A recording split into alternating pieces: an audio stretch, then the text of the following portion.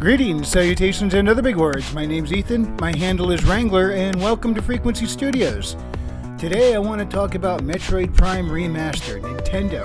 They've gone and done it, finally, after people asking for it for a while, and rumor is they've been sitting on it for a while. We done and got Metroid Prime Remaster on the Switch, and we have been waiting for this for some time. Now, I remember when it came out way back in the GameCube, I was kind of excited and kind of, well, frankly, pissed at the same time. I was a big Metroid fan. Super Metroid at that time was my all-time favorite game. And I've been wanting another Metroid, and then I see this come out, 3D, first person. And I'm like, oh, it's Metroid. And then I'm like, wait a minute, Metroid is not a first-person shooter. What are they doing? They're going to ruin this thing. And I was livid. I'm like, no, that's not what Metroid is about. And then finally it came out, and, well, a Metroid fanboy, I ran out and grabbed it anyway. And boy, was I happy to be eating my words. I was traveling through corridors, climbing up from one platform to another, up a mountainside to try and reach a door. And I'm like, yeah, this is Metroid. This is exactly what Metroid is, just from first-person perspective. I couldn't believe it. And it didn't replace Super Metroid as my favorite, but it was up there as a close second, and I enjoyed the heck out of it. Then they had Prime 2, Prime 3 on the Wii, but anyway, there's been kind of a Metroid revival lately. Metroid Dread was phenomenal. Heck, the whole reason I went out and got a Switch a few years back is because they said Metroid Prime 4.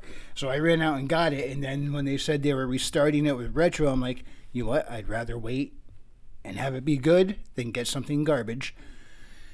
And then, well, we're waiting, and there's no word whatsoever. And then out of nowhere, they said, here's Metroid Dread. I got what I wanted out of that. I'm more of a 2D Metroid guy than a first-person guy anyway. So I was very satisfied with that.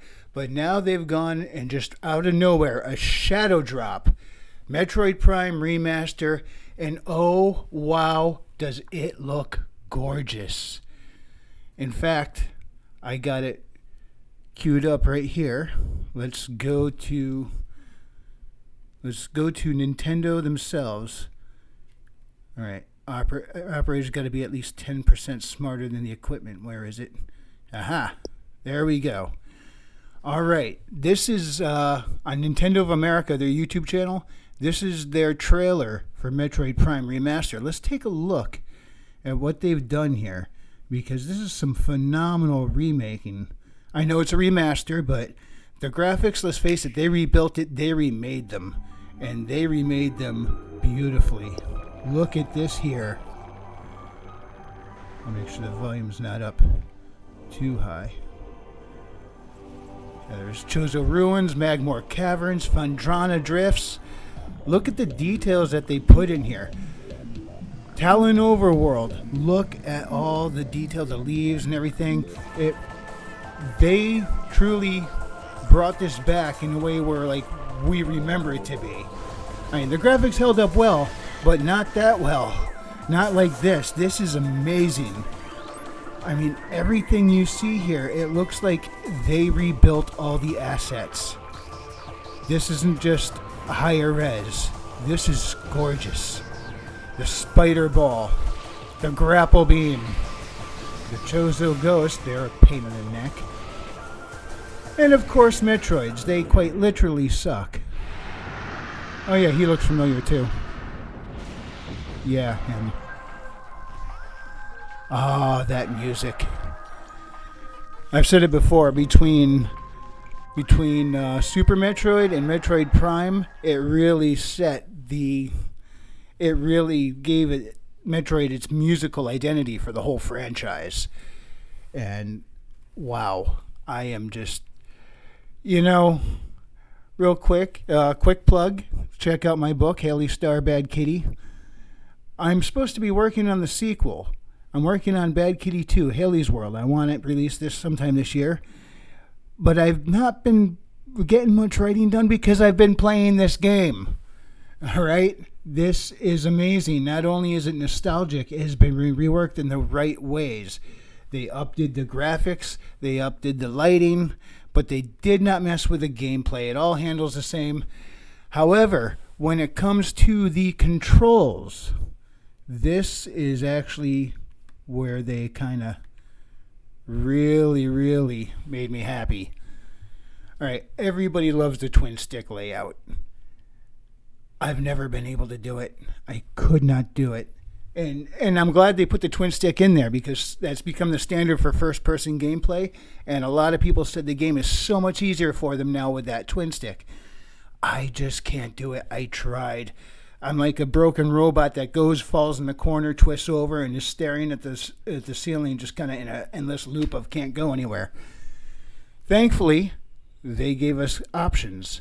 The original GameCube control setup is in there, and it handles just like I remember it. And once I knocked the rust off and got a couple hours in, I was moving around like no problem.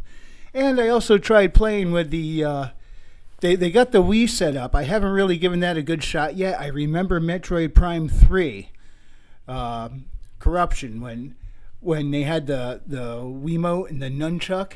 I loved how you'd take the nunchuck and whip it forward. When you do, the grapple beam will come out, and then when you pull back, you can yank a shield out of an enemy's hand. That was so satisfying.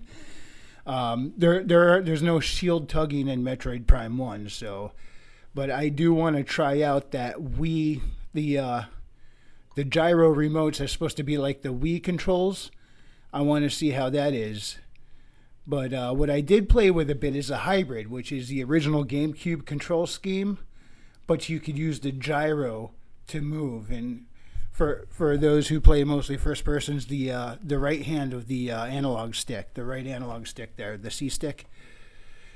But I am gonna, after I finish this playthrough, I'm probably gonna go back and mess around with it for a while with the motion controls, see how much like the Wii it was. It's been 15 years since I've played these games, so give or take. So I am rusty, but this is, I'm having a blast with it. It holds up.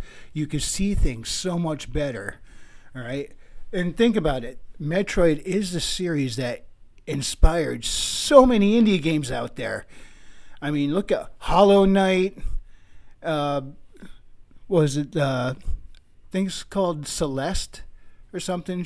There's a whole bunch of them out there. It sparked imagination and made people get out there and create. This is the series that started that. It spawned its own genre between them and Castlevania. Metroidvania. It's big time popular for a reason because there's so much you can do with it.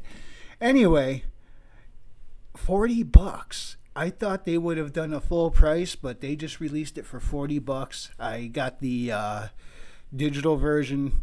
I'm going to hopefully in the next week or so go out and pick up the physical copy because, as I've said before, I like having physical copies of things. But yeah, this is worth getting, especially if you're a fan of the franchise. It's had a troubled past because as good as the games are, it's kind of a niche audience, and people are finally, because of the Switch, I think, discovering more Metroid. And the graphics are as gorgeous as Samus herself now, and you got to go check it out. Anyway, yeah, I just kind of had to gush over my favorite game franchise of all time finally coming around. And yeah, I am certainly looking forward to hopefully.